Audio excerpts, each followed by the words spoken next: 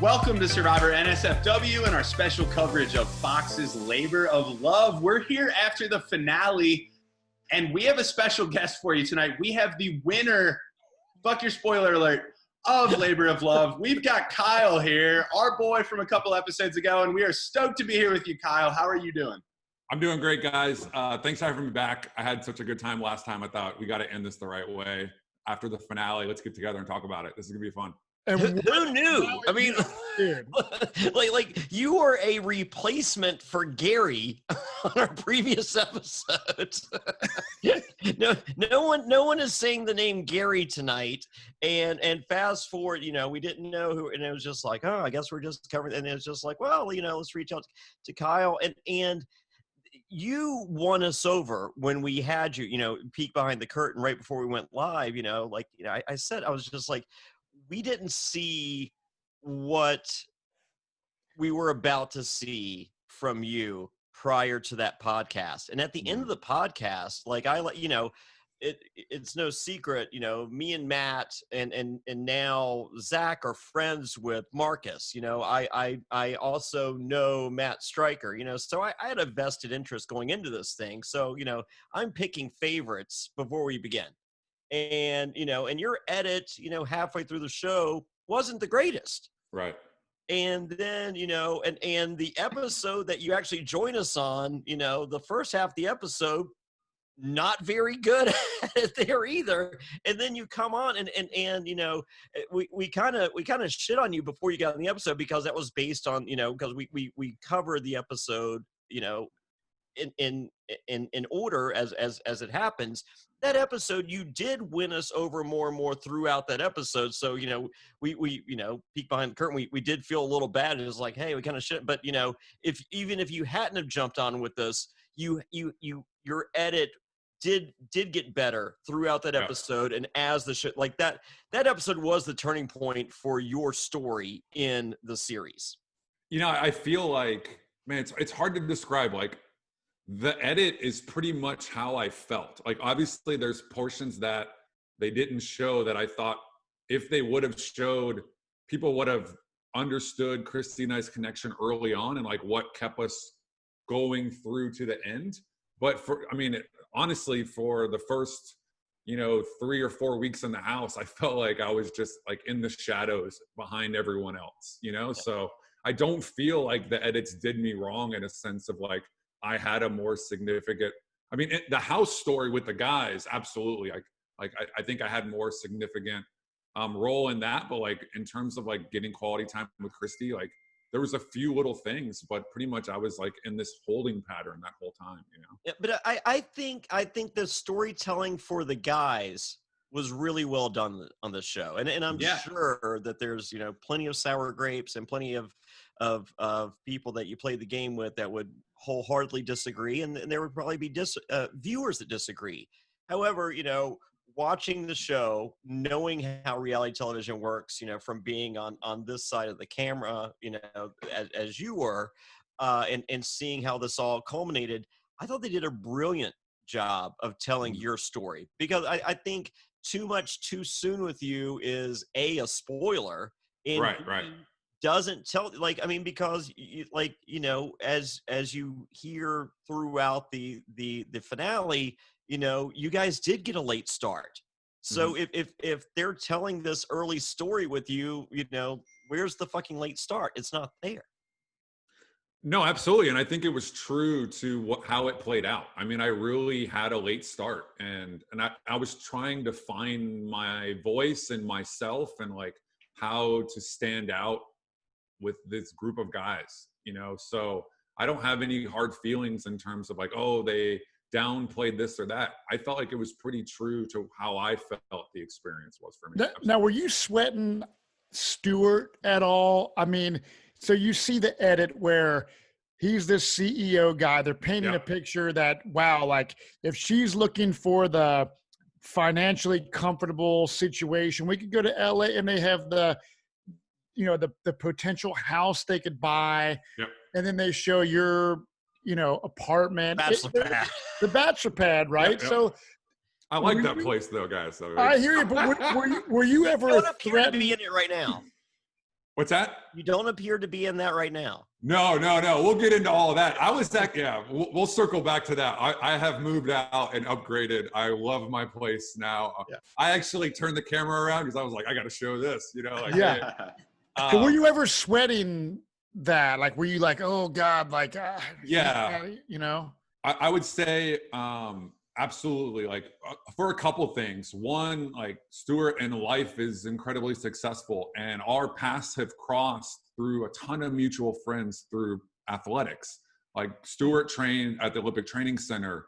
A lot of volleyball players have trained there. We know a lot of the same people. We've run in a lot of the same circles, me through volleyball and him through Taekwondo. So I knew like he was the real deal in terms of like his athletic performance. And then, through his career, like he's done a lot of pretty amazing things. So I think in one bucket there was that. And then the other bucket where I was like, there's a lot of similarities with Stuart and I. So if she likes me, she's going to like Stuart. And he has all of these things that I look at like, man, I wasn't, like I didn't do that thing or whatever. And I think it's normal, but I think our commonalities is what made me kind of fear Stuart as the guy that can take the girl that I love away from me more than anything else. And how bad would that have sucked for you in that finale? Because I'm like, man, that really sucked for Stuart because they got to meet the family, all that stuff. Yeah. And then when she goes in and says, you have everything awesome. I checkmarked everything. Paper. Yeah, but there's just not it. And my wife and I, as we're watching it, could tell that there was not the chemistry there that you need in a relationship, especially if you're going to be husband and wife and long-term partners and parents together. But how crushing. I mean, you said to her in that park, like, I'm falling in love with you. And I'm sure that was like, should I say it? Should I not say it? That's a pretty important, big thing to say, I love you. So if you wouldn't have been, in the end, Christy picking you, how devastating would that have been? I mean, you guys saw like the last day I broke down, and like when they showed me saying like I need to take a minute, and I mean I won't lie, like I walked into the bathroom. I don't think I've cried like that in 10 or 15 years. Like that was me in the bathroom for 30 minutes, and I think emotionally, like we were just like, we had put everything out there and we were just so spent, and it was such a long process, and like getting to the end and knowing like in life, all of the things that maybe we didn't accomplish before, but like the family and having our own family, like that was something that, being in the house, it's front and center every minute of the day, I would have been crushed. I mean, I felt like just having to wait the 12 hours in a room and knowing that Stuart was the other option, that was crushing to me. Yeah. And even though like we had a connection, but I just never saw what they looked like together. So of course you kind of assume that it could be the same or better or whatnot, Well, you could have been looking through the window and writing songs about whatever. Yeah.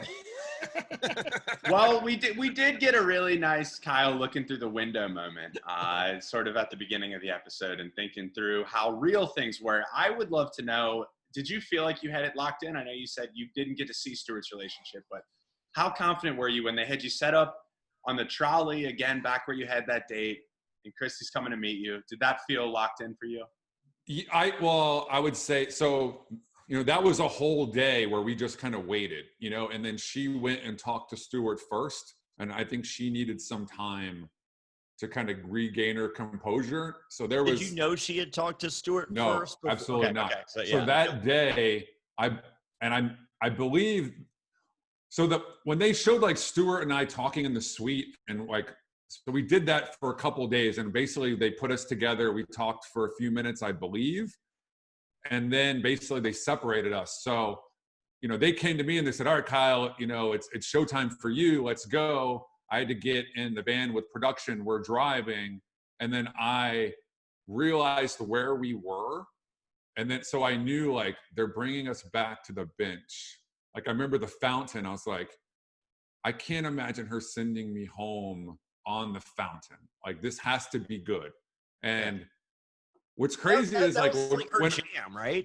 What's that? That place was like her jam. Like she was just like, yeah, it's cold as shit and it sucks right now, but this is my place. Right. And it was freezing. And they made me sit on that bench for a long time waiting for the trolley. When she pulled up and she's like, "You want to get in the trolley?" I was like, "Yep, yes I do." Yeah, this bench is really great, and we'll enjoy that in the summer. Yeah. I assure you. So I felt like I celebrated more in the van pulling up thinking like, this is it, this is going to be the moment. And like, we really celebrated well. They kind of didn't show it so much. It was just like such an emotional day that by that time we were just like, oh, That was so truncated, and we'll get there. But let's walk through the episode in order. But real quick before we do that, let's take one step back to last week's episode, and I think this is important because I think there was a big to do about the possibilities of each of your lives together. Kristy with Stuart potentially, or Kristy with you potentially. And yes, you have you had at the time the bachelor pad. Yeah. Stuart, he has an apartment / a loft / office, but he was just like, hey, this is what we could have. And it's just like, and I know that he won over a lot of the female demographic with that scenario, but it's just like, hey, anyone could say, hey, we could have I'm a realtor. So if you would approach me and say, hey, can you show me a house that I can't afford ever with all kinds of awesome stuff that I could never buy? Because people do waste my time daily doing that. That is a possibility. So so for all those people, it's just like, oh, she really dropped the ball. And I'm just like, she dropped the ball on a potentially empty promise. Man, I don't. I mean, sure, he potentially could, but he did. It wasn't like, hey, I've put down, I put money in escrow. This is ours. Right. He did. We're doing an open house that anyone watching this podcast could do any Saturday or Sunday.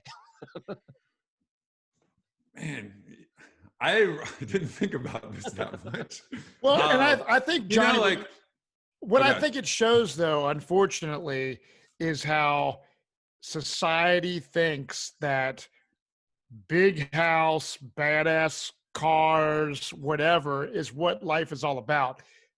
What this show, Labor of Love, is all about to me is two people, a man and a woman, that are ready to have a child, which is like the biggest decision possibly you could ever make. And man, as long as you have that love and that chemistry, dude, like everything else falls into place.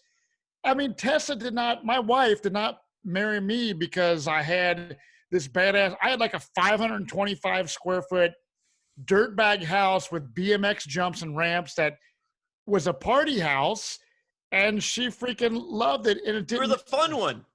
It was, and now it's like, and there was the chemistry. That was, and that is what Kyle. That's right, and that's what the beauty of this finale. Although I didn't like how Kristy necessarily dropped the news to Stuart. She's like, "You have everything that I could ever possibly check mark every box, but we don't have the chemistry," which I saw. But I just felt bad for Stuart. I'm like, that would be crushing. The beauty of this is I feel. Here, so I mean, fuck him. But I feel, Kyle, that the fact that she had her reservations. Is Kyle ready to have kids immediately? And he's in this apartment. I don't know if this is. I think that she went with like what she thinks would be the best father and husband scenario. So at the end of the day, I think her choice by picking you was the right one, and although like Johnny and I said before we got on the podcast, Zach agrees. If Labor of Love 2 happens, Stuart's the dude trying to find a chick. Like if Stuart doesn't find a woman to spend his life with after Labor of Love, then there's a problem in the world. Because he's a good guy. He's awesome. He's handsome. His parents are great. And so, yeah. But, dude, we are so stoked that came out on top. Well, let's start in order real quick, Kyle. Yeah. Stuart starts by saying that Kyle is full of it.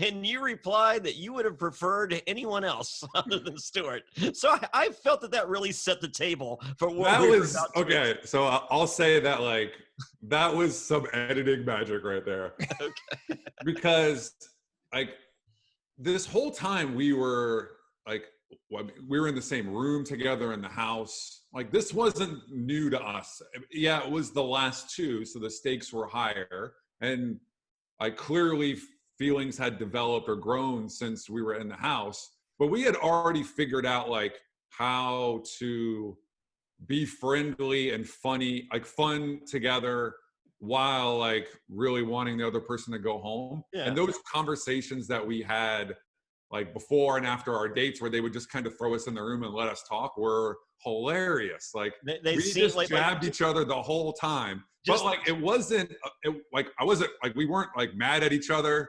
And there was like the funniest lines that I was proud of was that moment, some of those moments, and they didn't show. So like when they show me, like that was all like friends jabbing each other with a little bit of seriousness to it, because obviously like we were really emotionally into the moment. So like when that played, Stuart and I were texting each other like, well, that kind of wasn't how it went, but yeah, it kind of was. All right, you know, like it was interesting.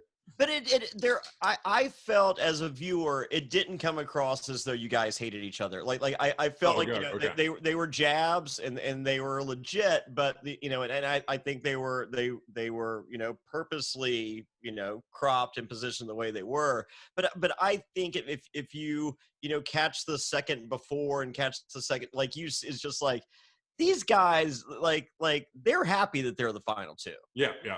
You know, it wasn't, you know, like my arch enemy is here in the final two. It's just like, no, if I could choose anyone to be here in the final two with, I got my guy.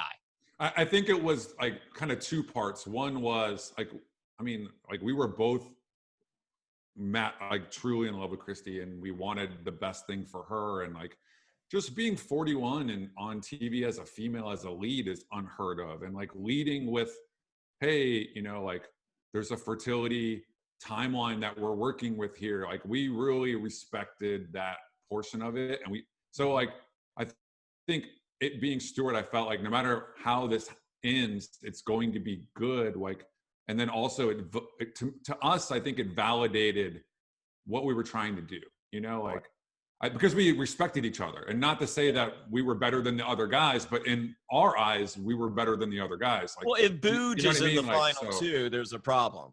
What's that? If Booge is in the final two. Yeah, this show would have been streaming on the internet. So like we were really happy with where things were going and how things were playing out, knowing like it's going to be one of us, and like this is like everything that we thought it would be in terms of like not just being some like gag of a show where they're, you know, like. So yeah, I mean, absolutely. Like we were like, I can speak for me. Like I was super nervous and it was tough, but at the same time, like it felt like this is how I would have wanted it to play out. Like if you could have asked me in day one, like how is it going to go? It would have been Stuart and I at the end, and then she picks me. You know, like so. Or Alan. No, I would have let Alan go a little farther, but since he won the first. You won the trophy. I don't know. I think the trophy was, if you're not getting Christy, the trophy is a pretty strong second place prize, to be honest. Yeah, I agree. I think so. And I am so glad, we'll get to it, but that we ended with the Fertility Doctor again. Like, yes, this has come full circle. We're back to jerking off in a trailer. This is amazing. Yeah. I don't know if you guys could get Dr. Kaplan on the show, but he is amazing. And when he speaks, it's incredible, man. Like that guy is like very fun and cool, but super smart, and like it's awesome. Yeah. I hope Alan found the trophy. I know he was looking for it. I hope it came back to him. Yes. I'll let you know. So also, in addition to the back and forth comments between yourself and Stuart, we also have Christy opening the door to choosing no one. And this is a recurring theme throughout the finale episode. And I was cool with that, because I'm just like, if she's not feeling either one of you guys, I don't want to see a forced ending that is transparent to the viewers. Is just like, I don't think she was really into either one of these guys. So having that door open, and even, one of the last conversations she has with Kristen Davis is Kristen Davis even opens that door one last time to, hey, that is an option here. And I was cool with that as a viewer, because I'm just like, this is a serious, like, it's not, I mean, we were talking before we went on, Matt didn't make it through The Bachelorette. We tried doing coverage of The Bachelorette. Matt tapped out. He couldn't do it because I think there's so many people that jump on The Bachelorette for other means other than true love or whatever. Putting the caveat of having a child, I think, raised the stakes and raised the parameters of what you guys were internally feeling and internally trying to get out of this. So, maybe Matt Stryker was looking for that. Maybe he wasn't. Maybe Matt Stryker was potentially looking for a 16th minute of fame. Who knows? I don't know. I think that's a good point, though. Like, I don't think it's black and white in terms of if every guy was true with themselves in terms of like, why am I on the show? Like, am I more excited about Instagram followers or do I want a family? I think there's a scale there for every single guy. But one thing I do think they did a really nice job in casting was like that hole that I had in terms of like my family is the thing that I'm wanting the most in my life right now. I truly believe that all of the guys in the show had that. Now, whether they were into hoping this can, launch their reality career or whatnot, I can't say, but I feel like they did a really nice job where like every guy really had that thing. And it showed, like when we were together and there wasn't all the production around and we had real conversations. I mean, like it was there, it was real. But even the dude, I forget his name now. Damn, I'm drawing a blank. The Southern guy Jason. Not Booge. Jason? The dude that drank. Fun time. Jason went for the open bar. Yeah, I don't think so, man. I think Jason's Southern. He comes from a conservative family, and family is important to him. And maybe he hasn't hit his stride, so to speak. Like I'm not gonna sit here and make excuses for like the open bar, but at the same time, like I feel like Jason, it's in there, man. It really is. I think there was a part of him that was there for the right reasons. I think there was a part of him that once he saw the open bar was like, this could also be a pretty good time too. Yeah, and I think also some of the guys, like they got there and whether they felt like Christy wasn't connecting with them or they weren't connecting with her or whatever the reason was, maybe things strayed a little bit too, and I don't want to put him in that box, but I would imagine like logically that happened as well. Yeah. Well, I mean, I was watching the Instagram live with Trent and Marcus before we went live and they're just like, as far as being in love when they were there, they were just like, hey, the dates that we had, like, the second the date is like, as soon as they're done with whatever the date is or whatever, it's like, okay, boom. Yep. Your handler's there, conversation and like Trent more. I feel a little more so than Marcus felt that they never fully met Christy, and I have that in my notes later. I felt the show did a pretty amazing job telling you guys a story. I still feel like I know hardly anything about Christy. Mm-hmm. I agree 100% with that. And we kind of get a little bit about Christy's background on these family kind of dates. A little more, but still, I still don't like Christy could be the most amazing girl of all time in the history of ever. However, I don't know one negative thing of like, I know something negative about you, Kyle. I know something negative about Stuart. I know something negative about Marcus. I know plenty of negative about Booge. And that's what humanizes people. Yep. Well, I mean, we do find out that Christy was married before. Yep. And that's still a mystery to me. That's not a negative. No, I know, but I'm saying like. I consider my marriage a negative, but that's totally unrelated. I wish I would have known as a viewer, like what, like, cause she talks about how I was married for a short period of time, was really hard on me. I kind of would love to hear like the whys and the whole scenario with that. We don't get that, but I would just like a better overall picture of. I don't think we left this. As I said, I think they did an amazing job telling the story of the guys. I don't feel that we got that total picture of Kristy. I mean, like, as I said, she might be the most perfect girl ever. But like, I'm willing to bet dollars to donuts that there might be maybe she, chews her toenails. I don't know. Like maybe there's something negative. And if she does chew her toenails, that's kind of impressive, but not what I'm looking for in a girlfriend. Like best friend, sure. How do I say this the right way? Because I don't want it to come off the wrong way. Yeah. We saw vulnerability in her that they didn't show on the show. And that made it more real for us. Yeah. And I think you got more of those real moments than most of the other guys. A ton more. And the conversation that we had when we were at my apartment, and I was like, "Hey, never married, no kids." Like that is something that it's hard to find at her age with people. And then she was like, I was married. And I didn't know that at the time. I know that she had conversations with other guys, and I think maybe the assumption is those things made it back to all of us. And then what she found out later was like, no, a lot of the guys didn't share their conversations with other guys, but so, like the feedback that I got from friends and family is like, well, how did you not know about that? Or we had so many great conversations before that they just never showed. And like really cool, really, and we could circle back to that later. Like, how do you fall in love on national TV in 10 weeks? I can tell you how. I'll tell you how, because I did it, yeah, right.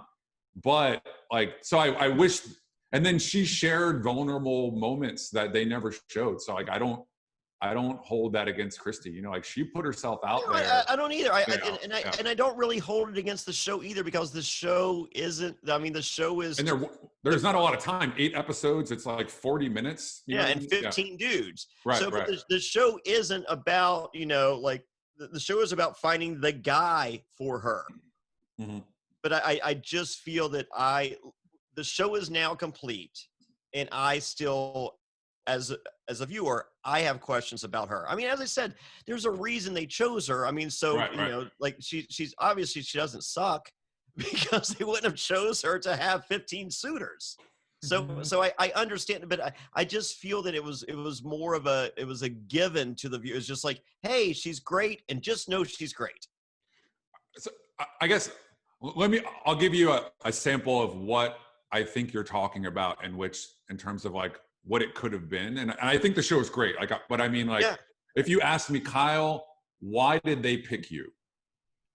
And like, I never thought that when I went through the casting and flew out to LA and met with the Fox execs, I thought like, there's no way they're going to pick me. And so I just was like, I'm going to make this the one day that's so fun. And it turned into the next day.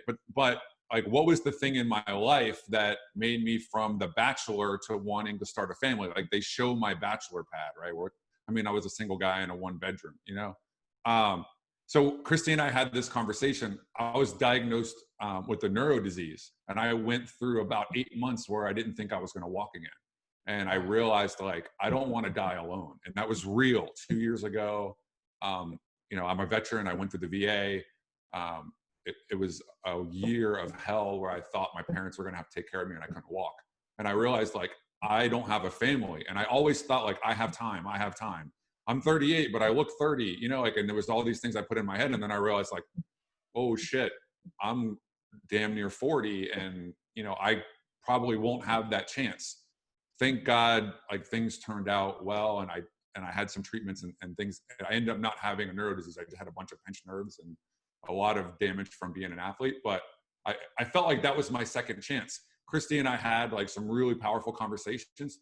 No one even knows about it, like, so if you ask like, Kyle, why are you there? Like, how did you go from this guy that lived abroad and being single and chasing all of these life experiences, and now all of a sudden you want a family? Like, how do we believe that? I feel like there was something there that changed me, and it was, and then Kristy shared stories like that, and it just, there just wasn't time, you know, like as I said, and the story isn't about her. I mean, like it is, but it's not. The story is about the 15 suitors trying to court her.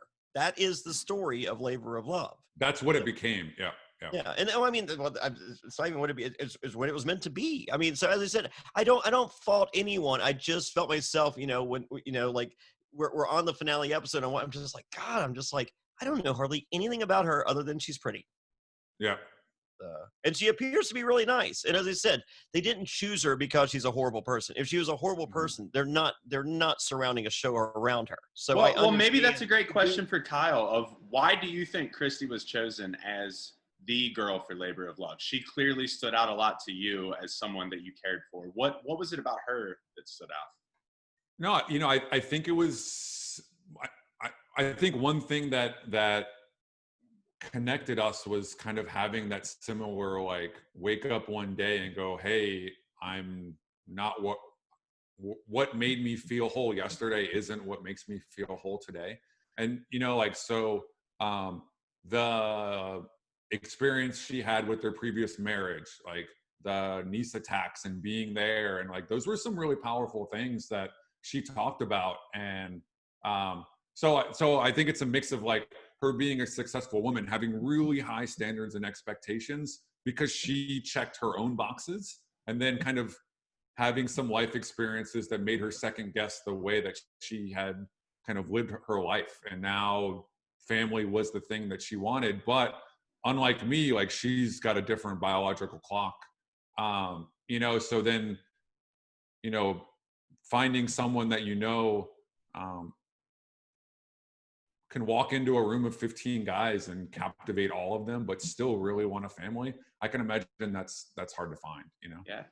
Do you think that was, sorry, go ahead, Matt. Good. No, I was just going to say, so like Stewart had the first, at least what we saw on television, the first family interaction. Well, first you had the Ferris wheel Navy Pier. Real quick, were you happy that Stewart got the first date? He didn't. Oh, really? Right. So what I'm saying. Right, so my date was first. And then, well, they kind of mixed it up, but I think they did it that way because the weather. Yeah. It was really weird in Chicago. One day it was like beautiful and sunny, and the next day it was blizzard. I felt he got the better deal on the weather. Yeah, no, he did, but it kept changing like every other day. So I think in terms of continuity, they went like, people are going to think we shot this in 2 different seasons if we don't change the order. So like it made sense to me watching, because I was thinking like, how are they going to do this? It literally was like beautiful, 70-degree weather one day, and then it was 20 and hail the next day. And my day was always the snow day, like. But you're watching. So was your family, all right? So he has the Navy Pier date and then the family date. Was that 2 separate days? Yeah, that was 2 separate days. Okay, so that means your fountain date and family date were 2. Was your family date first or second? My family date was first. Okay, so did you didn't tell Stewart that your family came? Man, I wish they would have showed it. It was hilarious conversation because the whole time, like, we wouldn't tell anyone. We wouldn't tell each other like what was going on. Yeah, I assume. But here's the thing. Like, I was like, I'm not going to tell Stewart his family's going to be there because my parents came. So I knew like, well, Stewart's parents are going to come, right? Yeah. Mm-hmm. So I didn't want to tell him that. I didn't want to like spoil the moment. Yeah. But I absolutely told him that Kristy's parents were going to be there because I thought like, I'm going to get under his skin. And we jabbed back and forth. It was so funny. It was so good. Because I was like, hey, you got to meet the parents. And then like, I got to meet Kelly's younger sister, Kristy's younger sister, Kelly. Yeah. He got to meet Kristy's older sister, Sarah. Yeah. So I was like, oh, the sister was the worst. And by the way, Kelly like drilled me. Like, she was like legitimately a savage. Yeah, she did not seem to be your biggest supporter. What's that? She did not seem to be your biggest supporter. Oh, but she's so cool. Like, after I understand. Yeah. But, that was her job. Yeah, absolutely. And she did a great job. Like, that was the most intimidating part. Intimidating part for me was sister. Like, Kelly was just fire, man. But back to like, I told Stewart like, absolutely, like, man, they're gonna give you hell. the family's going to be there. I didn't tell him about his family, but I let him know. Because I based on both your reactions, I'm just like, okay, I don't know what order this was shot, but Yeah. I have a gut feeling that one didn't tell the other, and I'm so happy that I mean, because they were both genuine moments that would have been ruined. So I'm so happy that and what's interesting is like they totally would have let me tell him. Like there was no like, hey Kyle, don't tell Stuart that the family's going to be there. They're like, hey, go in there, and like at that point, like they would just put Stuart and I in a room and we would just talk. Like we weren't getting confused anymore. And like yeah. Right. Because you made, I mean, as seeing your folks, I mean, you were genuinely excited. Stuart stole the show on his reaction. Oh, yeah, absolutely. So thank you for not fucking that up, Kyle. I think he gasped at least 20 times in that segment. We were trying to do a counter as they were going, but yeah. What's funny was when I came around the corner, I saw my mom, and then I saw my stepfather, and then I saw my brother, and then I saw a woman that I didn't know sitting next to my brother. And I knew because my brother with the 3 kids, like, I was like, okay, well, my sister-in-law, Ginny, like, she probably couldn't make it. I was like, do they have a stand-in? Like, who is this woman with my brother? And then I realized, like, okay, that's Kristy's sister. But, like, they all came out together, so it was really awkward. It looked like my family was coming out, like. So I was like, what's going on here? That I've got to that was kind of the moment, too. Like, I didn't know what was happening. Yeah, when Kristy hugged Kelly, I thought that was your sister, and I was like, "Whoa, that's a genuine hug she's giving to some person she's just met." So okay. Yeah, and where was your house mother? Why couldn't she make it? I knew better, like So when you watch back, Kyle, to Stuart and Stuart's mom and Stuart's grandmother, this is the first time you've seen this episode, right? Yep, so absolutely. How did you feel watching that whole side of it? Because it seemed to me like there was a pretty good vibe among the parents and stuff. And so when you're watching this, are you like, damn, like that's pretty good competition? No, absolutely. I think also like adding to that, Stuart and I have talked through this whole thing after the show, Mm-hmm. So like hearing, like I didn't understand why Kristy picked me and not him, in a sense of like I couldn't see what their experience was like, and then knowing what Stuart told me, and then obviously Kristy and I having that conversation as well, it was very much in line in a sense of like, from Stuart it was we checked all the boxes, but there just didn't seem to be a spark there that I'm sure you guys had, and he didn't. So like watching this together and talking, like we're texting as we're watching the show, we're both seeing like exactly what the other person described. Like I see Stuart, his family, like, like they're great together, all of the things. It just felt like there was a little bit of like there was something there missing. And so it made sense, but at the same time it's hard because like seeing the way that he went out was hard. He's such a good dude, and like, like you don't ever want to see that happen. But that's the beauty of like watching this show. It's like, as a viewer, like if you see someone on Survivor, for example, that you are a fan of get voted out, and you're as a viewer, you're just like, oh no, I'm so devastated for them. And the same thing on this show. It's like, you guys have this chemistry that's obviously better than as a viewer. Stuart and Kristy's chemistry, but well, Kristy, when he gets voted out, you're bummed out as a viewer. You're like, oh God, that sucks, man. I feel bad. I do feel Kristy tried to be more affectionate. I think Kristy tried to make the chemistry there because I think she's down in the final 2. So I mean, like it's just like, hey, it's all or nothing here. This is the biggest decision of my life. So I think she tried to be more affectionate. I think she tried to initiate more chemistry, and real reality is reality, and it wasn't there. I mean, but I don't think it was for lack of effort. I mean, right. I agree, and I think that like we were talking about, like the whole show is about starting a family, and is that like whatever romance or the spark or whatever, like I think there's at this point more practical side of like, yeah, but would Stuart be the better father? Is Stuart more ready to start a family? Would Stuart support me more in my life? And, so I think to me, it was like, even though I felt like that was a reality, like where we had this passion and like I think we kissed a different way. But I was even asking myself like, well, is that what's most important to her right now, or the other things, So I think they did a nice job going like, well, he could be, yeah. So is it Mr. Right or Mr. Right now? Yeah. And even like Marcus, I feel like Marcus for Christy, not only did he check all the boxes, but she felt like that passion was there too. So it was even harder, like when it didn't work out for them, because like, I feel like she felt like he was the guy that was like all of the things, like Stuart and I both, I think, had our pros and cons lists. Yeah. I think Marcus only had pros up until the last episode, Up until the house mom. Yeah, coming to Cincinnati will do that to you. Yes, fucking Cincinnati. God damn. Well, we're talking. I'll be right. Okay. We're talking a little bit about Stuart and how Stuart went out. I have to just give mass props to how raw and emotional he was on camera there. I mean, that hit really hard. And one thing we've praised this show for is, we've got a woman in her 40s who's leading the show. We're not throwing 22-year-old hunks at her. We've got actual guys who are serious, who are at this time. This is a real show.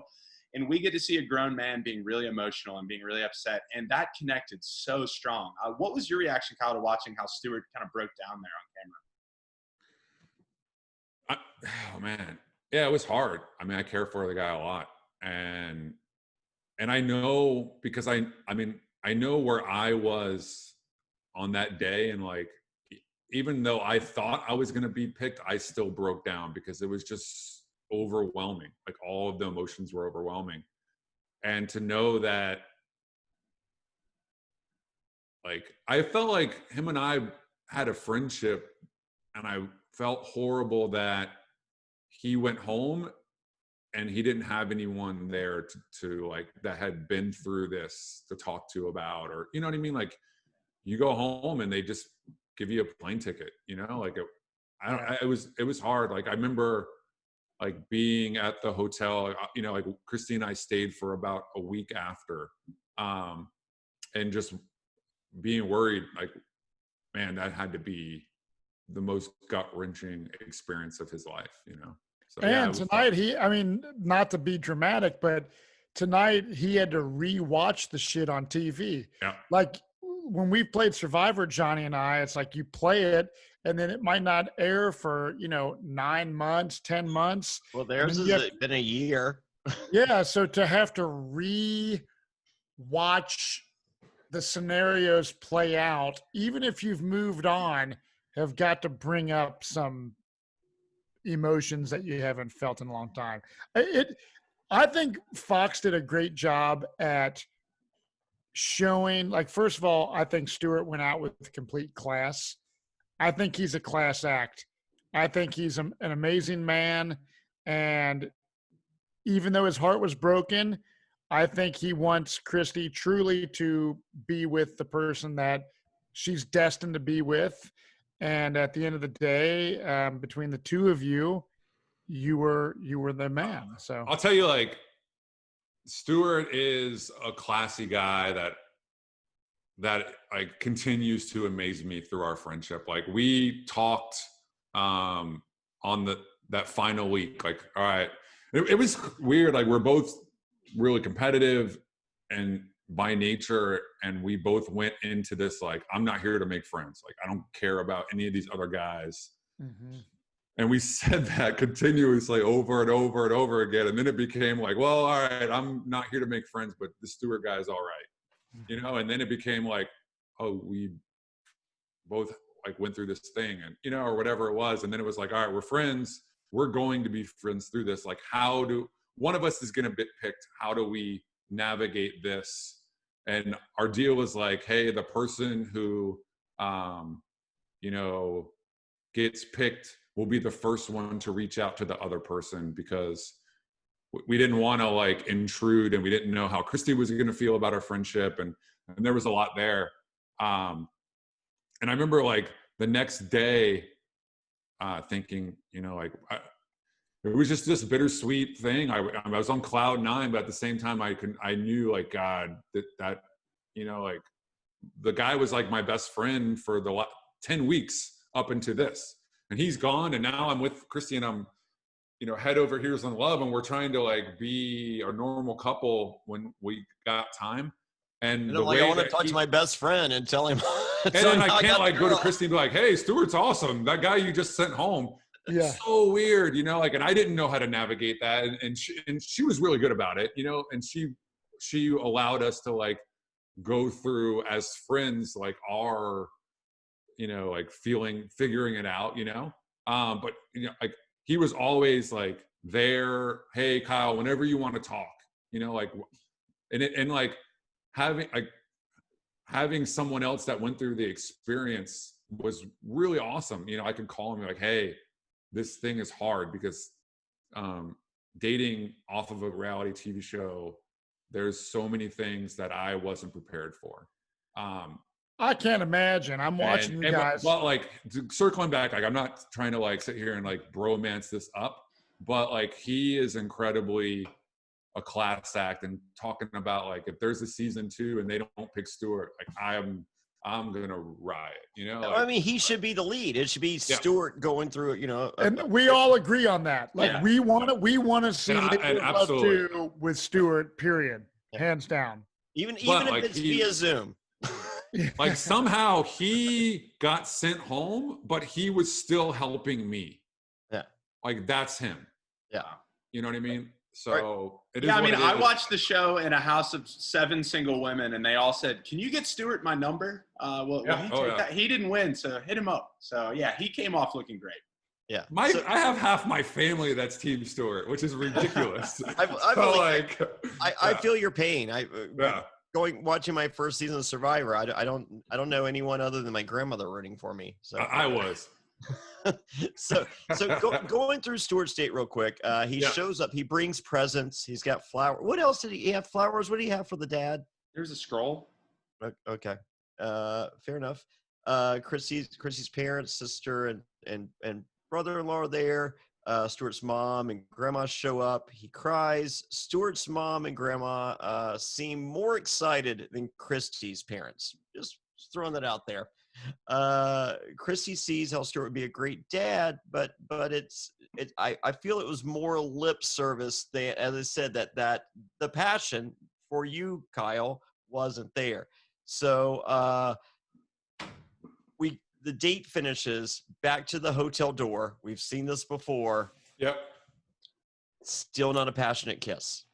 So, like, I mean, I felt throughout the entire, the Ferris wheel and all that, I felt Kristy tried harder. I think she wanted, as I said, you're down to 2. You might as well try. Give it the old college effort. Right. And I felt at the end of the date that passionate kiss wasn't there. And all I'm thinking is Stuart going, man, I really should have saved that ask if you want to spend the night thing tonight instead of the first time, because if you do it twice with a no, that's so. I think that he knew then that he wasn't getting picked, so then the next day was even harder.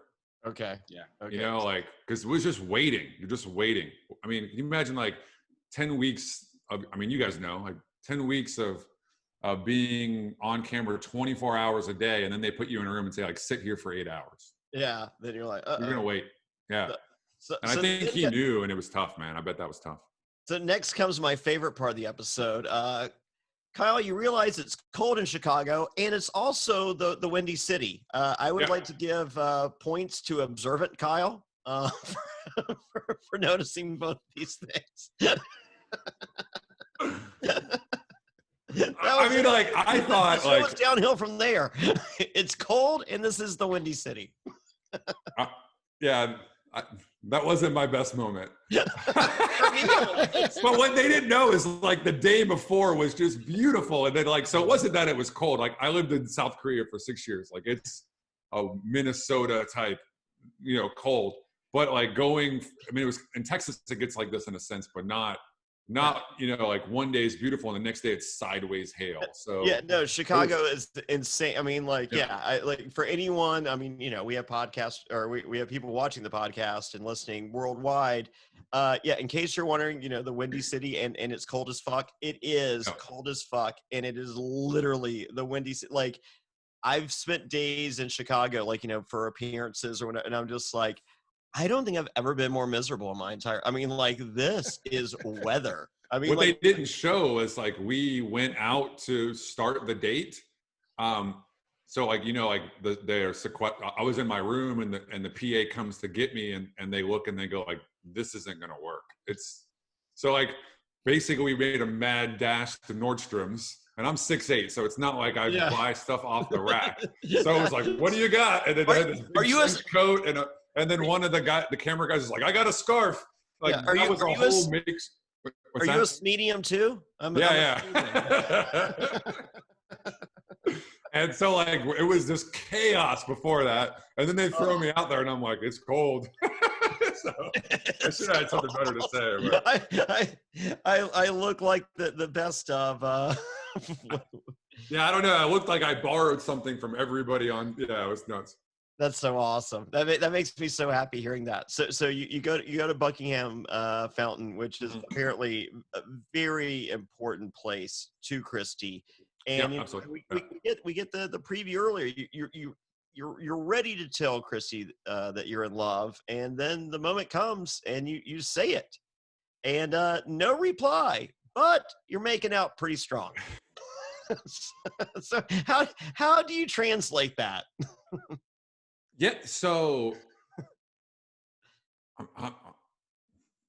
you're good at this, Johnny.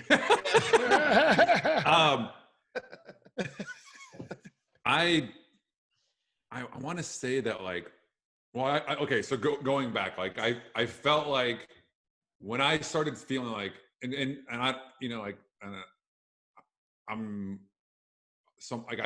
normally like someone that keeps my emotions inside. So like for me, saying to someone like I love you, that's a big step for me, right? So not only was it like it was hard for me to say on like to anyone else, I felt like I wanted to say it to her first, not to someone in an OTF interview or something like that. Like I felt like the first time I do this, it's got to be to her. I'm not going to say like I love you to someone asking me a question, and then also I felt like if it wasn't the right timing, it wouldn't like it wouldn't like, I don't know. I just felt like it had to be right. And maybe I waited longer than everyone else, but when we had that conversation, like she was really like cheeky in the sense of like, we talked and then later she said like, oh yeah, by the way, I love you too. But they didn't show that, but it was like, it was pretty slick on her part. So like, I got to throw that in there. Like, what was it, at the fountain or later? No, when we went in the trolley. Okay. Yeah. Okay. Well, hold on. Well, it's confusing because we went to the same fountain and we sat on the same bench twice. Yeah. So did you go in the trolley twice or just once? Just once. Okay. So the trolley pulled up the second day. She told you after she says you're her pick, then she says she loves you too. Yeah, it was in that conversation. Okay. Yeah, that was the first time. Okay, so that's slick on her part to not get that edited around twisted. Yeah. Yeah, it was, but that was a mess of a last day because the weather was so bad and everything. But well, I mean, I thought it was special. It was good. For the record, you guys did get a good 15 seconds of footage to end the show on for everyone going, "What the fuck?" So that was great. Oh, dude, I know that was freaking. I was like, I want to see more. God, dude, like, yeah. So I was surprised, like the part where they like the first time we went to the fountain where like I carry her away, like I thought that would be like how it ended. Yeah. And, that would make sense. Yeah. Like, and not to say like not saying that they would have cut that to that part, but just like it was there. You gave him the moment. it was like when we had the conversation, it was like, oh, I love you too. Well, yeah, but the outfits don't match on the right. But what I mean was like, then they're like, okay, we got to go to the fertility doctor's place, like, because they really wanted it to end with Dr. Kaplan saying like, you guys are ready to start a family together. So like those moments were there, I think, but it was like, oh, we're losing daylight. We got to go. Yeah, it was definitely for me as a viewer at the end of the show, it was definitely rushed. I'm like, damn, Kyle got the short end of the stick. It's like, man, this whole show is leading up to who's it going to be. And then I saw the credits at the bottom of the screen, and I was like, I know, I was they would have showed us like on a date as a real couple. Like, you know what I mean? Or like something I would have loved to have seen like another episode that's more you and her sitting down together. Yeah, you know what I mean? Like where's the preview for the next episode? Because I'm just like, there's like the way it ended. Like I mean, like with like honestly, the end of you guys' love story with the credits at the end, it's just like, so was this just the story of Stuart getting his own show? Yeah. Is that what I just watched? Well, that being said, I do think where they placed the carrying Kristy away, that's a big romantic gesture. Kyle was the king of big romantic gestures this season. I think the story they were telling this episode was Stuart is perfect on paper. Kyle brings the spark that burns that fucking paper up. And here it is. Like, I think that was the transitional moment in the episode where we went from Stuart is great. He will be a great father. He ticks all the boxes. But then all of a sudden we go to, but Kyle's carrying Kristy away in front of her favorite fountain in Chicago. Like, this is a high peak moment for her. But it made me want to see more. Yes. Right? Agreed. Like I'm wanting to see like an after show where there's a host, asking Kristy and Kyle questions of how you're here for it, Matt.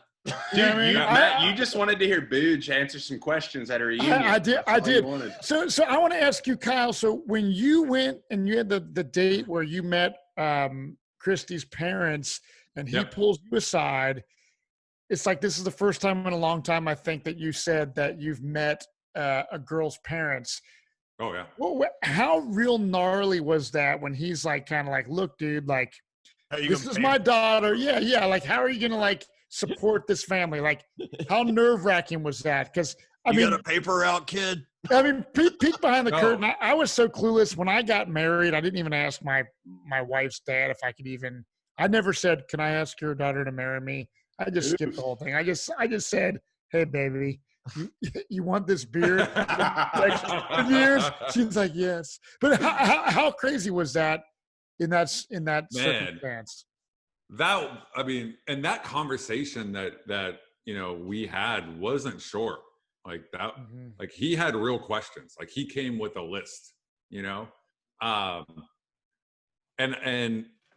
it's been so long since I was in that situation where it was like, hey, I felt like it was a mix of like me having to justify our relationship on a different level with the parents, because for them it was much more practical, like right. Hey,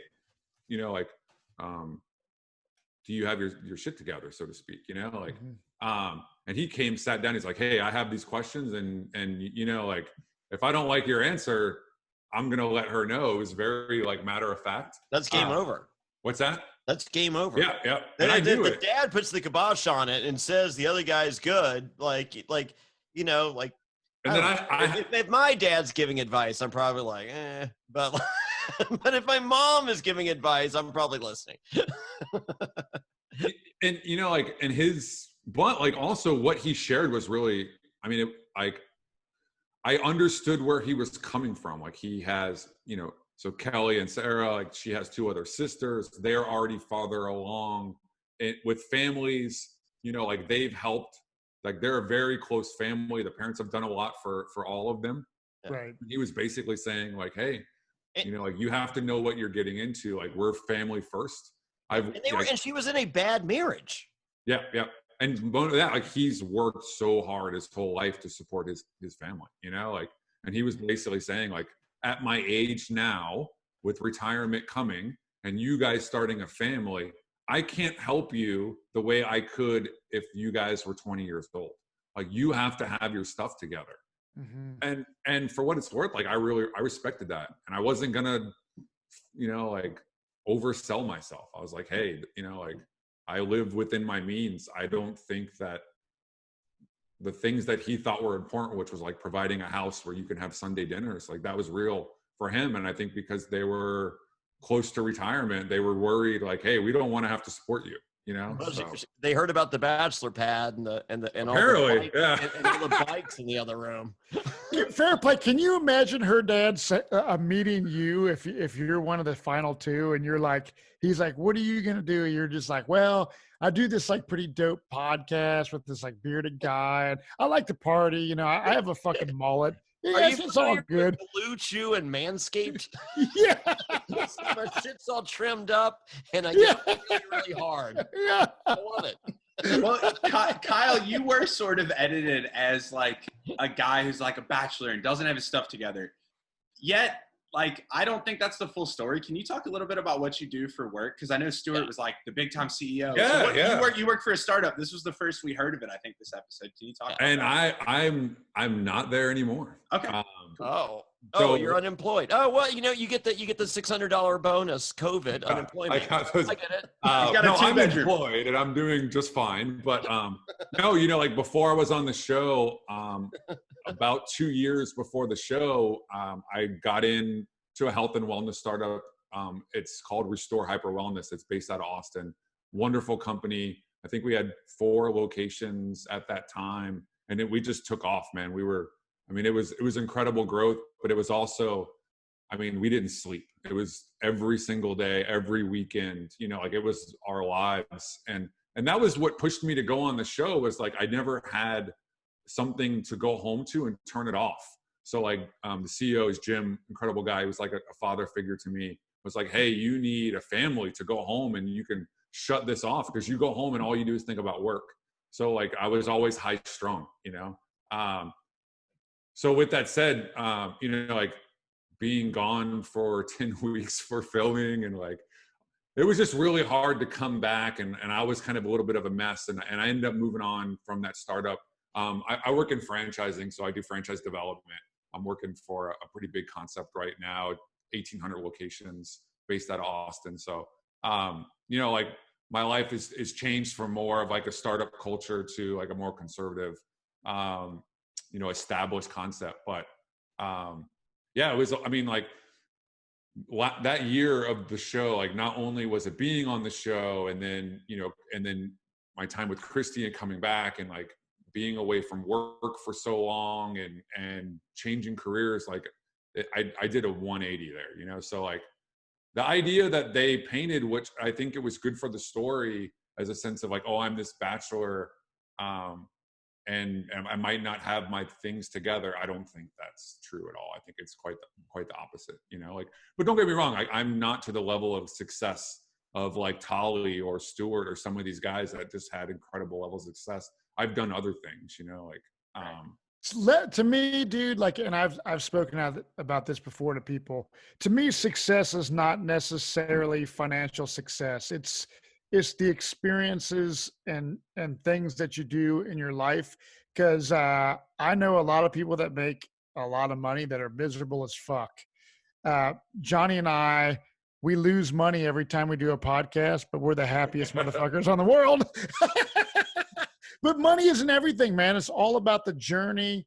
And go Patreon, guys. If you want to support the podcast and not watch me and Matt lose our houses, go Patreon for 1 month. That's patreon.com/SurvivorNSFW.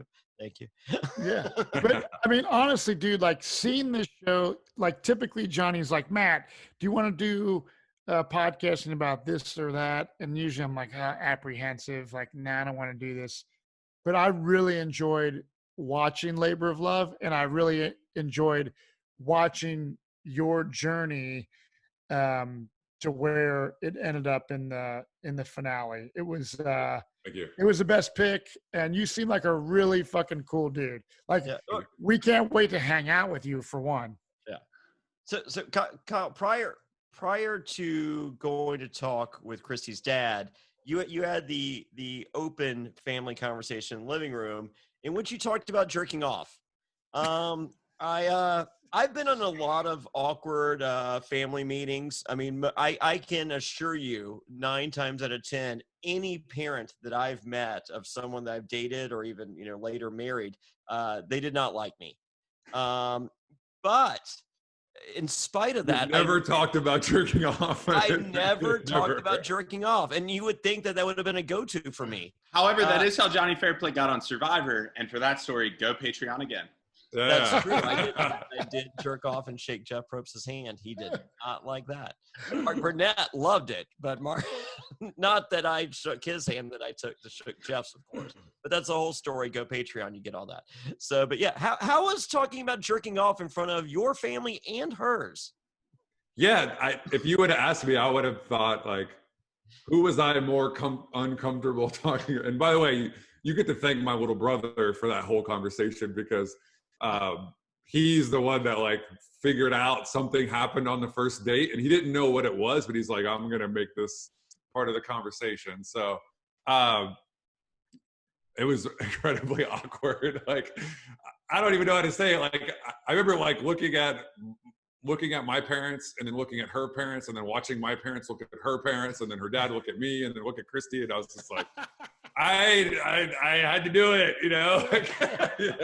I felt Kristy was very like I felt right there. I was just like, it looks as though Kristy has Kyle's back. This is a good sign. This is a very good sign for Kyle, because like if she did, like if this was early in the season and like, and it's wide open and it's like if I'm Kristy at that point, it's just like, yeah, you're on your own, trick off guy. She was so cool and at that time, and it helped me. I felt like I was definitely on the chopping block, like with her parents there. I remember there was a point where they were like, hey, do you want a glass of water? And Kristy went and grabbed a bottle of water. She's like, oh, we'll just share. And she took the cap off and handed it to me. And like, to me, that was like the gesture of like, I got your back here, and we're together. Like, we're together, absolutely. And so her to do that in front of her parents, I felt like my parents, I didn't hear what you said. But. If I'm willing to share potential COVID with this guy. Yeah, that was pre-COVID. So nowadays that might happen. But I remember like my family seeing that and going like, okay, she's got his back. That means something, like that was probably a bigger gesture of anything that happened on the couch, Yeah, Kyle, I also have to ask, I've been a bit of the fashion police on this season of Labor of Love. You had a pretty sweet cactus shirt during the family day. Was it? Hey, I liked it. I'm a button-down print fan. Was that a Nordstrom dig, or was that a shirt you have and you like? That was that was a Nordstrom dig.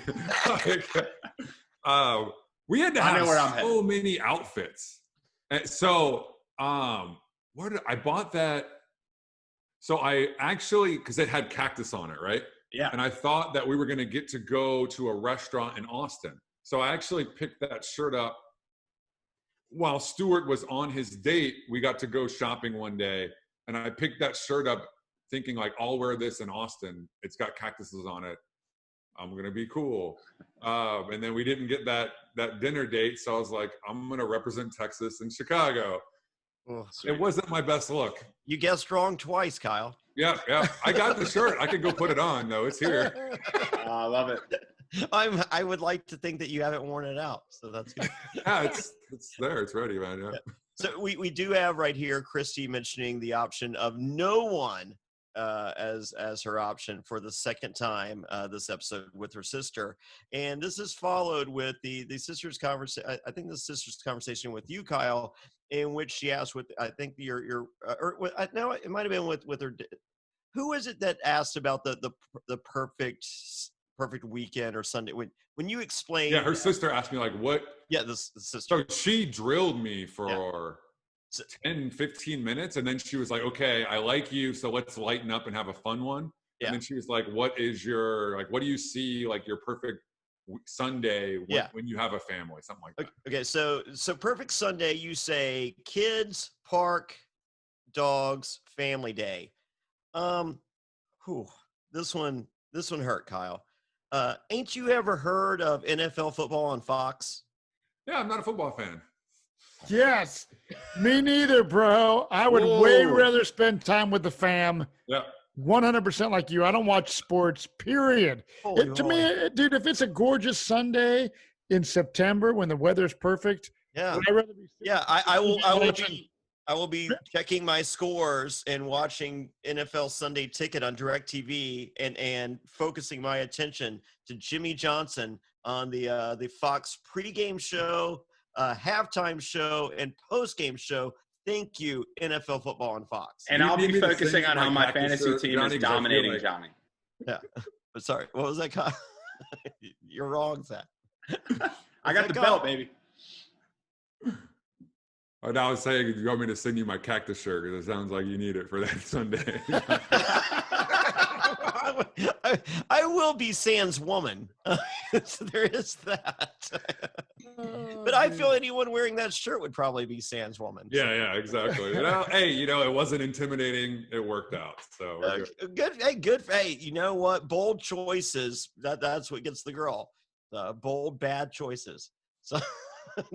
So we finished up that date, and then we're back to Kristy and Kristen Davis with their final talk.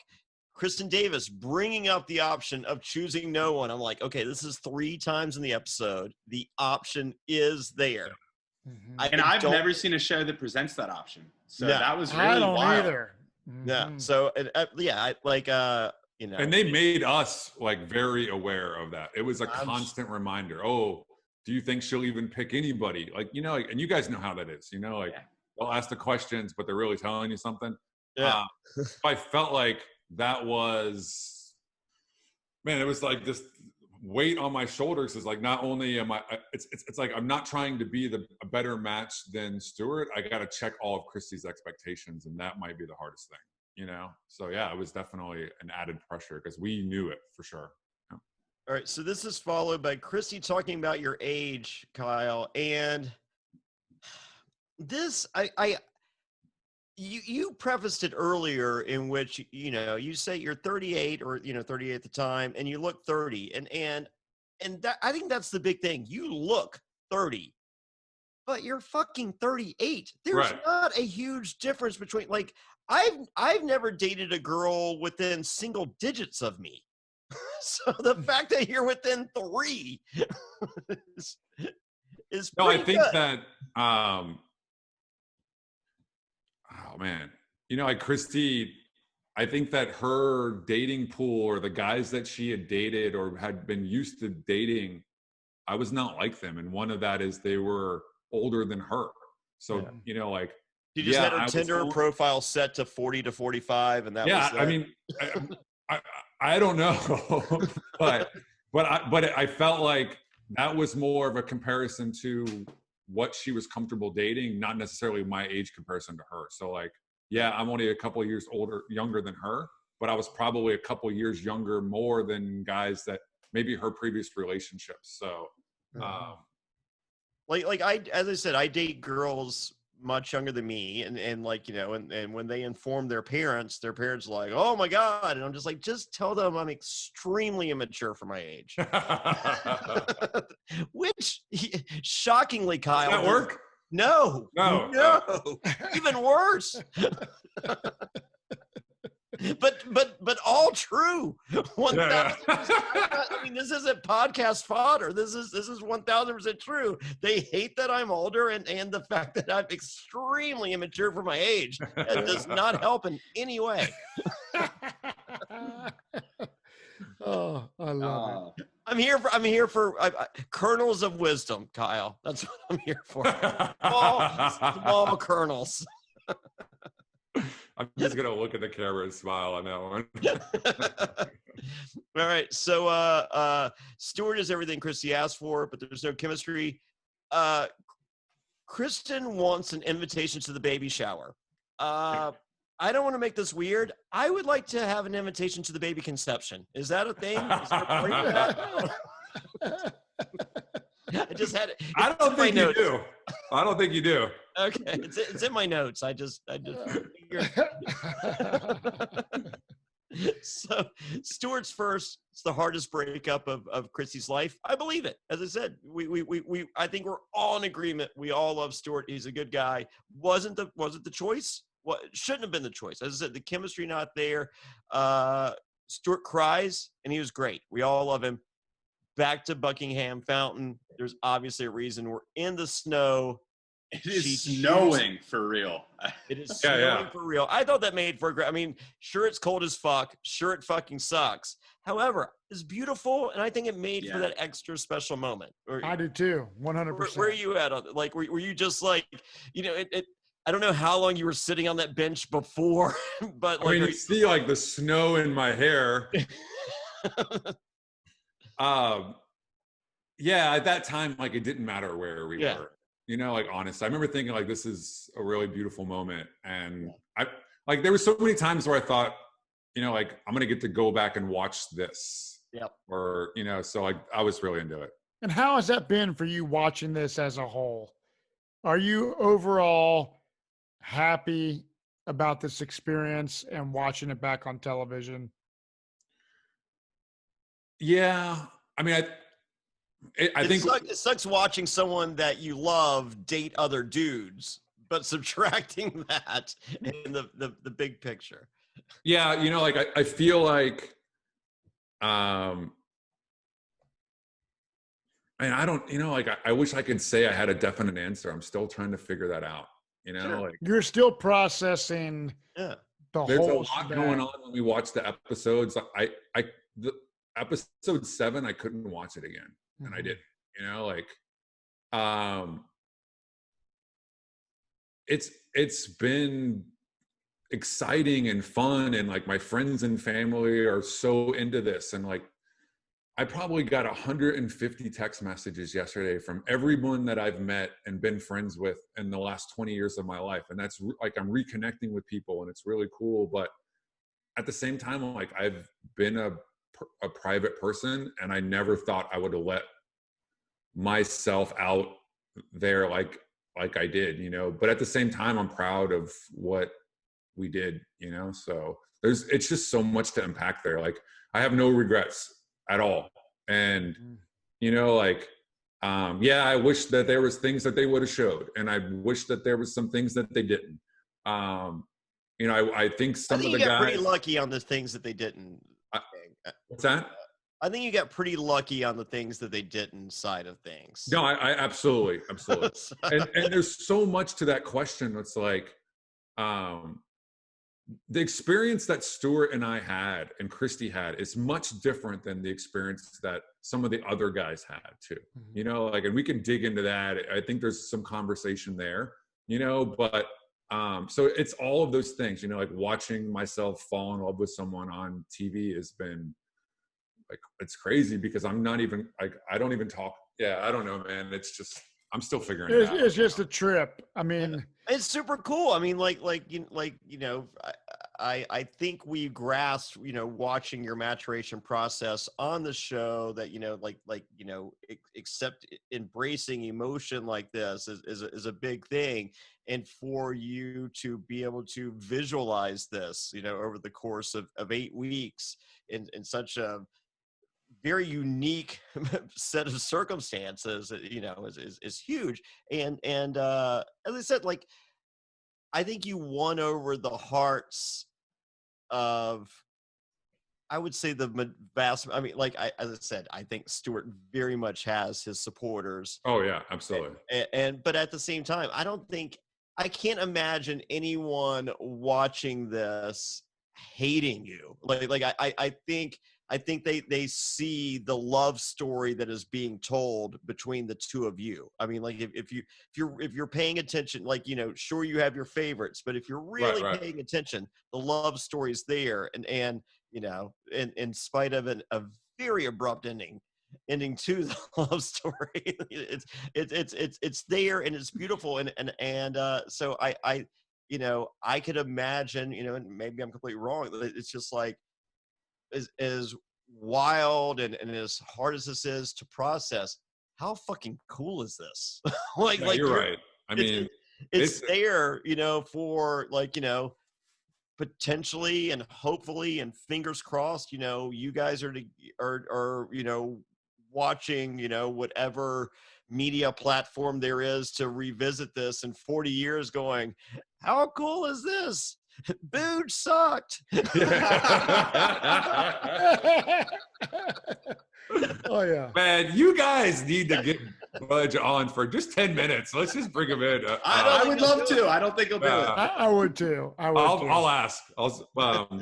No, you know, like for all the things, it's incredible. Like, I think that, you know, looking back and watching all the episodes, like I don't have any regrets. I'm really glad that I did it. You know, like I wouldn't change a thing.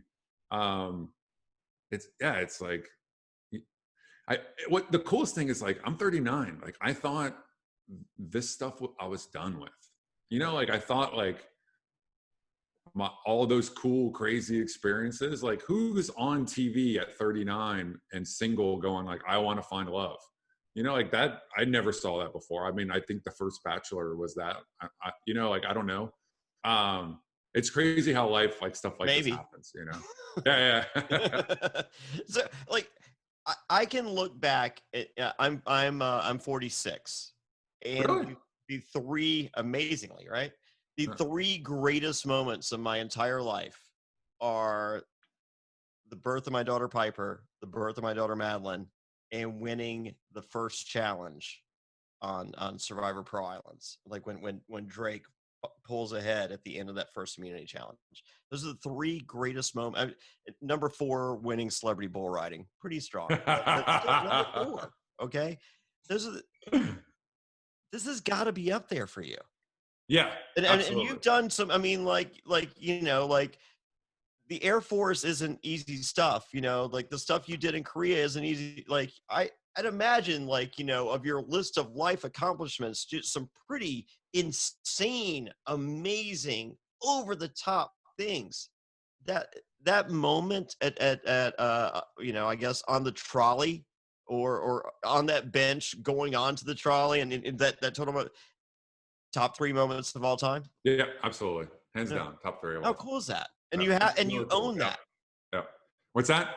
You own that. Like you, like, as I said, like, you know, like, I have video of, you know, my daughter's being born, and I have a video of that first challenge. And if I didn't, it would kill me. I guess because, like, as I said, I can watch that video right now of any of those 3 things and cry like, you know, like a child incessantly. And it makes me so happy seeing those things.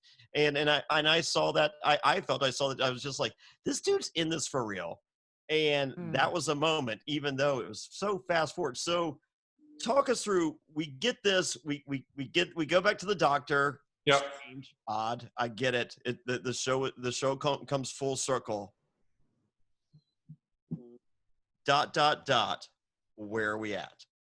So how does this play out after that? Yes. So great question.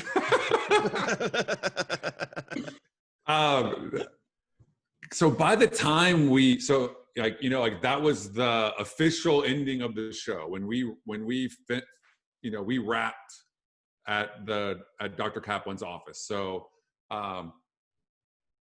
the coolest thing that happened that they never showed was that moment, because the crew, the like I can name every camera guy by first name that was part of this show through the end, because like the times that we spent in interviews and on dates and incredibly uncomfortable talking about things that I would never tell like my friends, and now I'm telling all of America, you know, like the PAs, producers, you know, the Fox people that were there, they were so emotionally invested in us. And it wasn't just about a TV show. Like you could see, like there was a time, like that time where they showed me in tears in front of the camera and the camera guy was crying with me.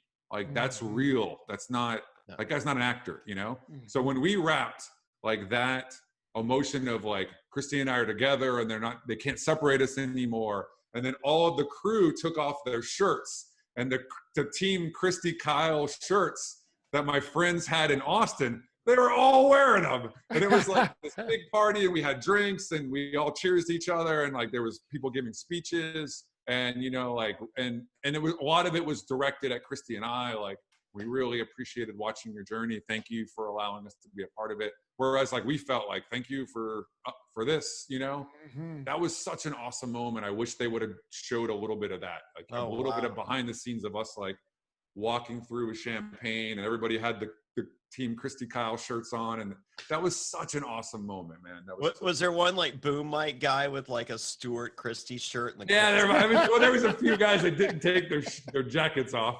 But I mean, like that was apparent though. Like at that last like a week and a half, like the line was drawn.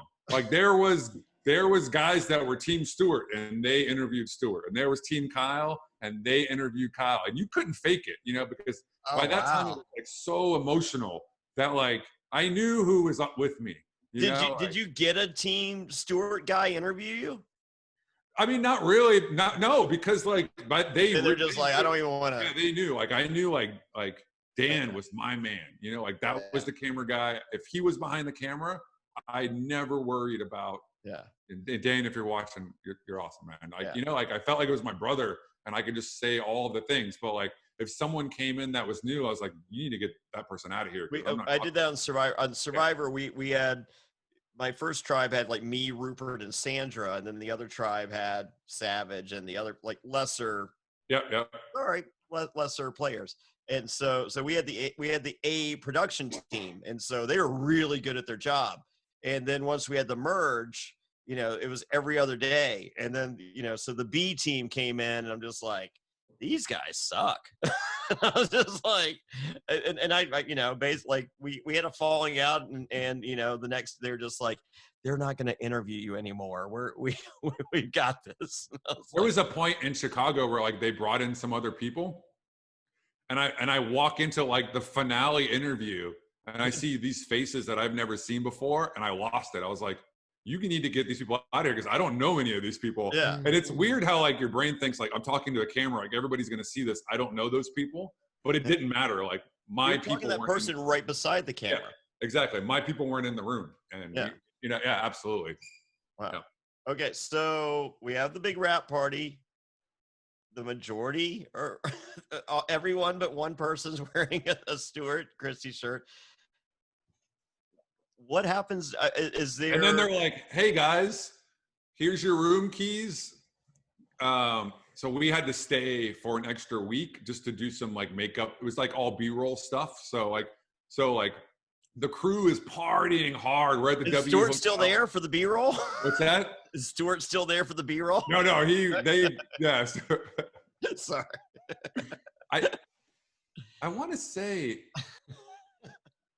I got to see him real quick before he went home. I walked over to his room and knocked on his door or something like that. Yeah. And it was real quick. They only gave us a second. Yeah. But yeah, it was like 3 a.m. The crew is just partying hard at the bar. They had the bar open early, and they're like, here's your room keys, guys, go figure it out. And that was basically it, like, Johnny, I know what you're wanting to know if there's coital stimulation.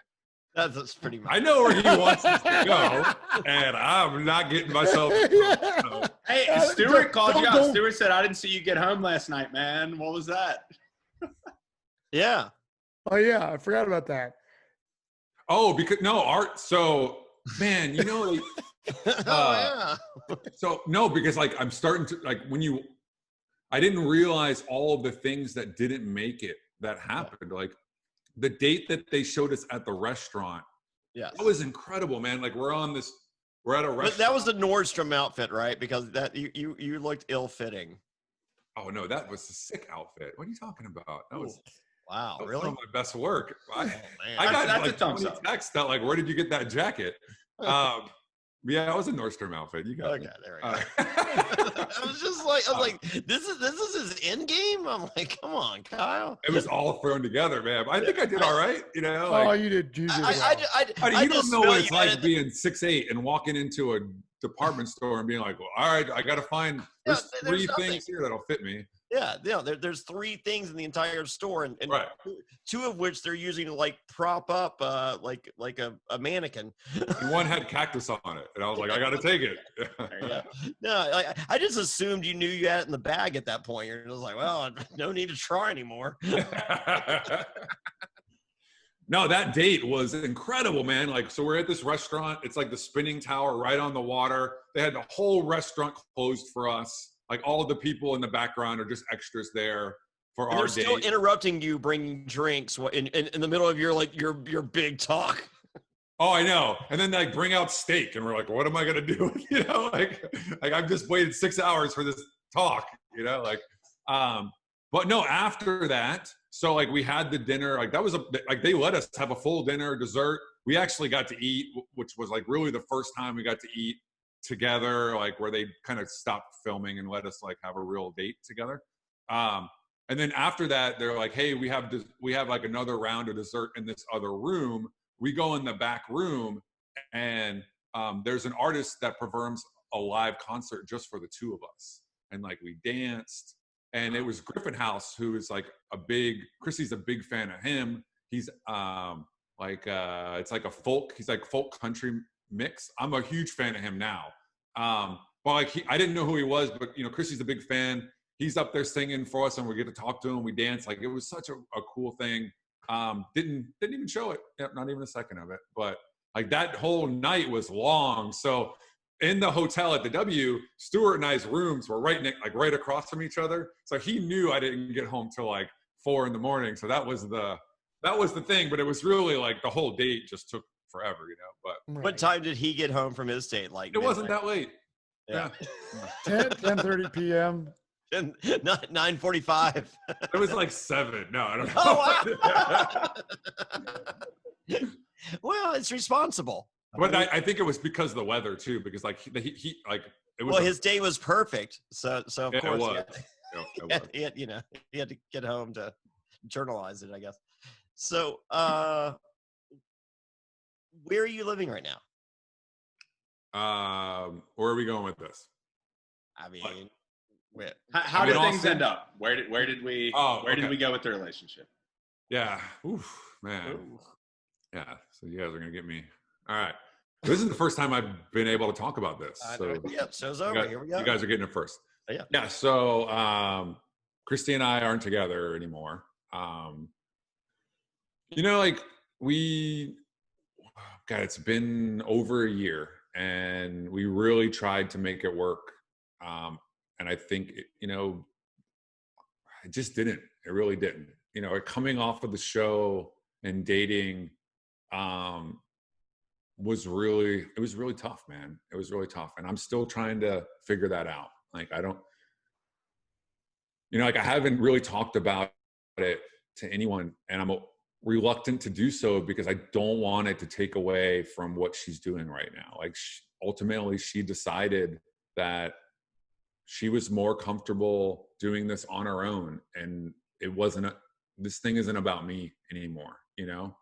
And I don't want to take away from that. Like, to be 41 and a female leading with a story and bringing things to light, like she has, and being strong enough to do this on her own and say like, hey, I want a family, and my choice is to do this by myself. Like, I don't feel like it's my place to even like muddy those waters. So like, there's things that I'm comfortable talking about. Like, Sure. Why was it difficult for you guys to date coming off the show? Like, absolutely. And you guys understand.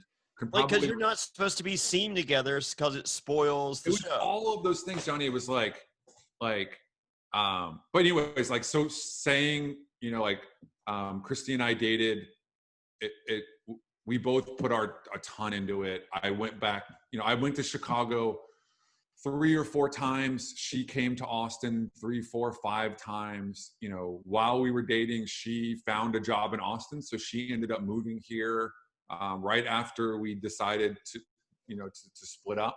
So she lives in Austin. You know, like, we're on good terms. I support her 100%. I still love her to death.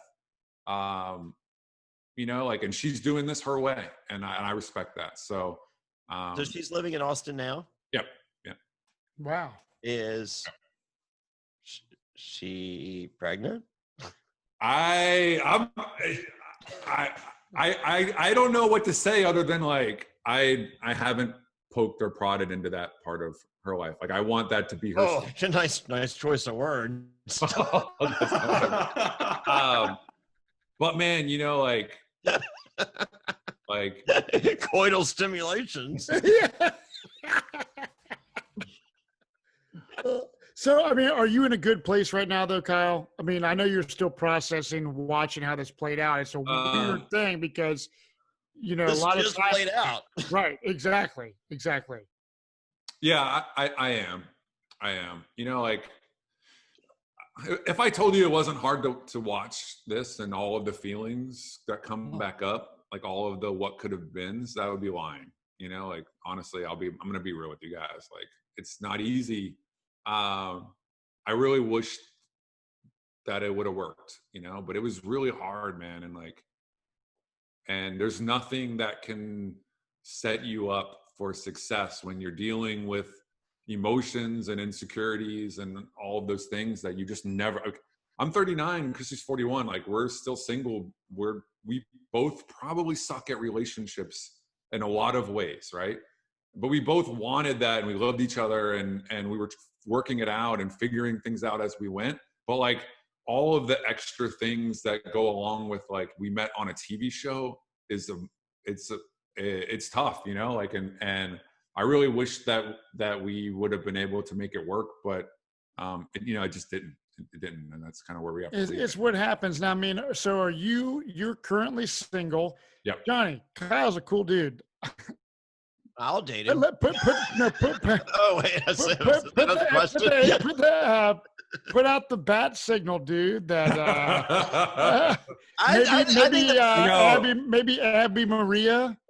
My new bachelor pad came with the bat signal, so I think he's good. I think the Fox logo is a pretty. Well, think about this. Corinne Kaplan loves tall guys. Oh yeah, we got Corinne. Remember Corinne from Survivor? Evil Corinne. So Corinne is all about the tall guys. How far are you from Denver? I'm in Austin. I mean, it's not. With COVID, it's a totally different conversation. But I don't know geography. You know, Trent's in Denver.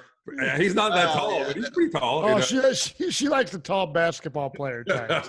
You're her type. So, yeah. But all right, so I have so when you submitted to the first challenge, the jerk off contest. Yeah. for lack of a better term, extreme lack of better term. Did you submit your DNA when you did that? And is that an available option to Kristy if she were to choose? No. I mean, like the idea of like, I mean, so you know, we had all of those conversations, by the way, and it was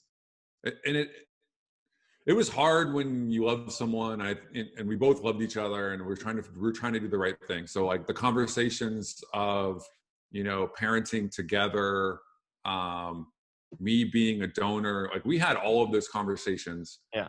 And I think that we were both just more comfortable with her doing this on her own, and I think because it was a process that she was already going down before the show, it was an easier conversation for her. But I don't think like that there was ever an idea of like, hey, the show has your DNA, and you know, like you can be the daddy and not know it. I don't think any of us ever. I mean, that's a different. I have Fairplay's DNA right here. But to your question, they definitely had a lot of my DNA. They had more of Alan's, but definitely a lot. Yeah. So, I mean, I'm just wondering, like, if it's not. I mean, she potentially has access to your DNA. Mm-hmm. But is the Vegas money on Booges? Is that I don't know who the Vegas money would be on. I mean, I think it's got to be on Alan, right? But yeah, it's got to be. No, like Kristy's, like I know Kristy. I mean, now, like, you know, we're going on over a year. This was February, you know, so we're looking at at 18 months, like I know Kristy, like I never worried about any of those things. Like, and we had all of those conversations, and you know, she's doing what's right for her, and I got to respect that. So she may or may not be pregnant right now. I think she posted something today. Oh, what did she post? I don't know. I think you should look. What do you think she posted? That she is? I would say if I was Kristy, that would be the right time to tell everybody.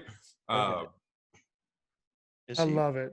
I'm looking, but let me just say, dude, it was a pleasure watching you. Well, we need to know this before we wrap up, man. Well, I know, but I'm just saying it was really cool to watch you. I'm sad it played out for you the way it did, but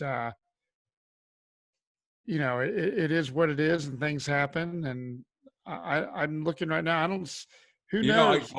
Honestly, Matt, like I don't know, man. I know she's going down the process on her own, but where she's at right now in the process, it's not mine. So is it a weird thing that she's living in Austin for you now that you're not with each other? Like, is because Austin's a cool town.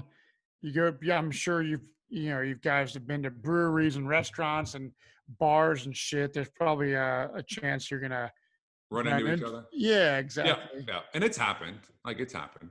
You know, like Kristy and I are both really big foodies, and like I have wonderful connections. I'm lucky, like in Austin, with some of the really nice restaurants. Like we went together, and then obviously like she became big fans of those places, and now she frequents them as well. Like my friends run into her, you know, periodically. So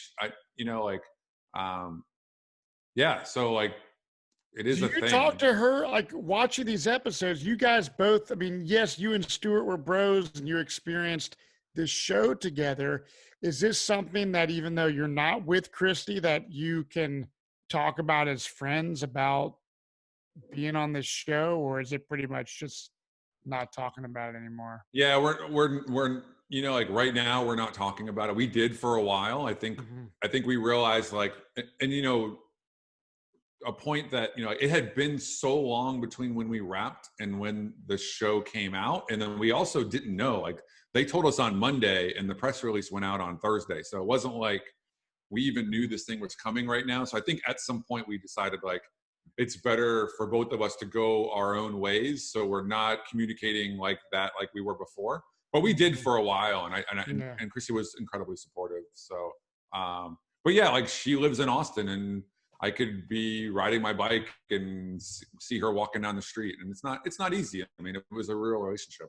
I can't say that it's fun. Yeah, it's even though it was on a national television show, it still was what it was. And when you break up, and this being on a show, I'm sure enhances that tenfold. So at the end of the day, man, I think you have a bright future in front of you.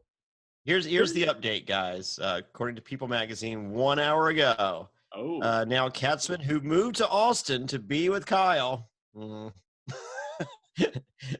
that didn't work out, is in the process of moving back to Chicago and has already started the IVF process. Well, there you have it. Yeah. All right. Well, so like we went through a part of that process together, and then so I knew that she's going through the IVF process, and it's not easy, man. That's sure. It's not like going through more rounds of egg freezing and like the hormone shots. That's tough. So like even that experience was huge for me to see. Like, I mean, to see her go through that was really tough. Did you try it the other way? You know.